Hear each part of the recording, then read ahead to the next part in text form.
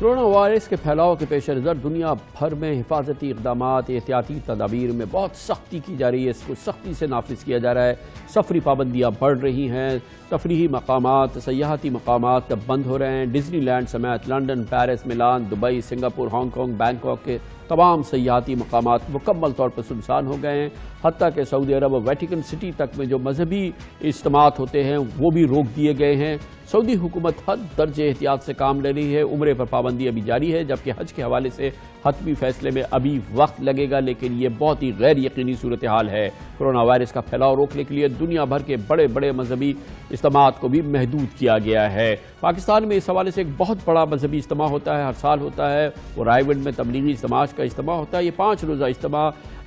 2 دن کے بعد ہی اب ختم ہوا ہے، گو کہ بتایا گیا ہے کہ اس کا تعلق کورونا سے نہیں ہے۔ تبلیغی اجتماع پرسوں نماز عصر شروع ہوا تھا اور اتوار کی صبح نماز فجر میں اجتماعی دعا کے بعد ختم ہونا تھا۔ اس اجتماع میں اندرون ملک سے لاکھوں اور بیرون ملک سے سینکڑوں لوگ تشریف لاتے ہیں، جنہیں لاہور اور رائے ونڈ کے مختلف مساجد، شادی ہالز، پرائیویٹ سکولز، فیکٹریز اور اجتماع گاہ میں ٹھہرایا جاتا ہے۔ اب ملک بھر سے علماء دین اور اسکالر سمیت بھارت سے بھی اس میں علماء دین تشریف لاتے ہیں اور اس میں شرکت کرتے ہیں، لیکن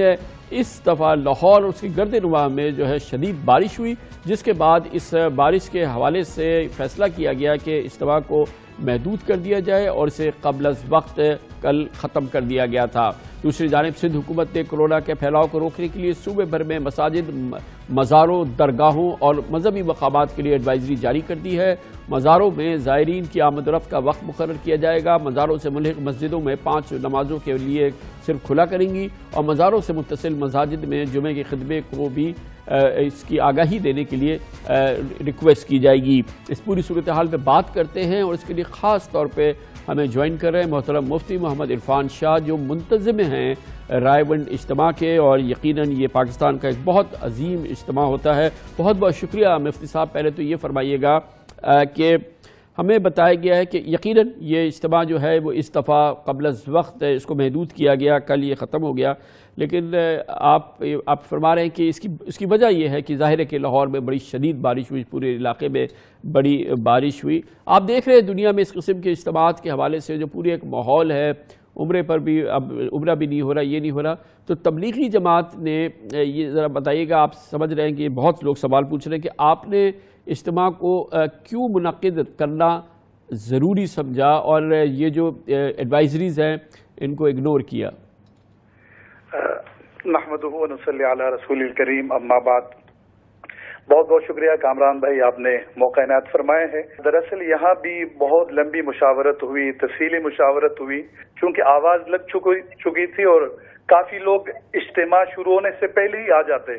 تو اس وقت ان کو واپس کرنا بظاہر مشکل ہو رہا تھا، لیکن یہ میں سمجھتا ہوں کہ اللہ کی طرف سے یہ جو تیز و تند بارش ہوئی، طوفانی کیفیت آئی، تو اس میں اللہ تعالیٰ نے شاید اس میں عافیت رکھی تھی کہ قبل از وقت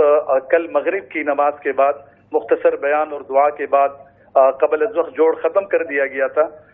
لیکن میرا خیال ہے کہ جیسے کہ پورے ملک میں اجتماعات پہ پابندی لگائی جا رہی ہے، تو حدیث شریف میں بھی آتا ہے کہ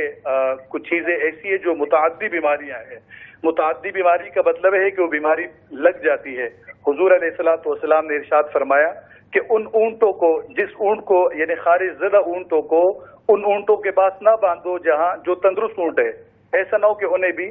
خارش لگ جائے۔ اسی طرح آپ کے پاس بیت کے لیے ایک صحابی تشریف لائے جنہیں جزامی یعنی کوڑ کی بیماری ہو گئی تھی، تو آپ نے فرمایا کہ بھئی آپ کے بیت قبول ہے، آپ اپنے علاقے میں تشریف لے جائے۔ تو یہ ساری چیزیں ہیں، احادیث میں تطبیق کرے تو جہاں اللہ عدوہ ہے کہ جی کوئی اسلام میں چھوت چھات نہیں ہے، تو دونوں میں اگر ہم تطبیق کریں کہ وہ جو کہا کہ لا عدوہ کہ بیماری متعدی نہیں ہے، تو زمانہ جاہلیت میں لوگ یہ سمجھتے تھے کہ شاید بیماری خود بخود مؤثر ہے، اس میں اللہ تعالیٰ کی ذات کو کوئی دخل نہیں ہے، تو اس کی نفی کی کہ نہیں، لا عدوہ بیماری کوئی متعدی نہیں ہے، اس میں اللہ کی مشیت کو دخل ہے، اللہ چاہیں گے تو یہ بیماری لگے گی، اللہ نہ چاہے تو بیماری نہیں لگ سکتی۔ اور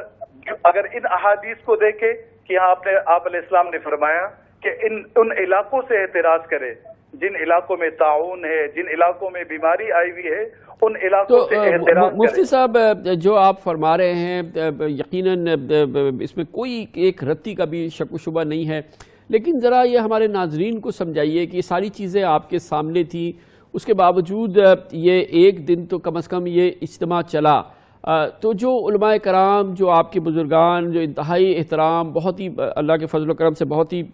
پائے کے جو ان کو اللہ تعالیٰ نے علمیت عطا کی ہے، وہ کیا دلیل تھی جس نے آپ کو کہا کہ ہم یہ جاری رکھیں گے اس اجتماع کو، جو پہلے اور دوسرے دن، اور وہ تو چلے، وہ اللہ تعالیٰ نے بارش بھیجی اور اس کا محدود ہو گیا ہے معاملہ. میں وہ جاننا چاہ رہا ہوں وہ جو تھاٹ پروسیس تھا یا جو اس کے لیے دلیل دی گئی تھی جاری رکھنے. دراصل ہمارے جتنے اجتماعات ہوتے ہیں اس سے ایک مہینہ پہلے الحمدللہ ہم سنت اعمال شروع کرتے ہیں، اور جو ہمارا ایریا ہے جہاں اجتماع ہوتا ہے تو ان کے چاروں اطراف میں ہم مستون اعمال، سورہ بقرہ کا اہتمام، اور یہ جو دعا ہے بسم اللہ الذی لا یضر مع اسمہ شیء فی الارض ولا فی السماء وهو السمیع العلیم، اور روزے رکھے جاتے ہیں، صدقات دیے جاتے ہیں. تو ہمیں یہ خیال تھا کہ انشاءاللہ اللہ تعالیٰ عافیت فرمائیں گے. اس بنیاد پہ اصل میں ماضی میں کبھی ایسا نہیں ہوا کہ ہمارا کوئی اجتماع مؤخر ہوا ہو یا اجتماع کینسل کر دیا گیا ہو. تو جیسے میں نے گزارش کی کہ دونوں طرف کی احادیث ہے، تو ان احادیث کو دیکھتے ہوئے کہ لا عدوہ، کہ بھئی بیماری تو پہلے ہی نہیں، اور آپ دعاؤں کا اہتمام کریں تو اللہ تعالیٰ حفاظت فرمائیں گے. یقیناً مفتی صاحب اس کے باوجود ظاہر ہے وہاں دعائیں ہوئی ہیں، اجتماعی ہوئی ہے، اور اس کی ہمیشہ پاکستان کے لیے برکت ہوتی ہے، اس کی عافیت ہوتی ہے، اس میں کوئی شک نہیں ہے. اللہ تعالیٰ پھر موقع عنایت فرمائیں گے. بہت بہت شکریہ، بہت شکریہ. مفتی عرفان شاہ ہمارے ساتھ موجود تھے، بتا رہے تھے ایک تبلیغی اجتماع ہوا مگر اس کا پورا پس منظر بیان فرما رہے تھے. بہت مختصر وقت کے لیے اس دفعہ ہوا تھا.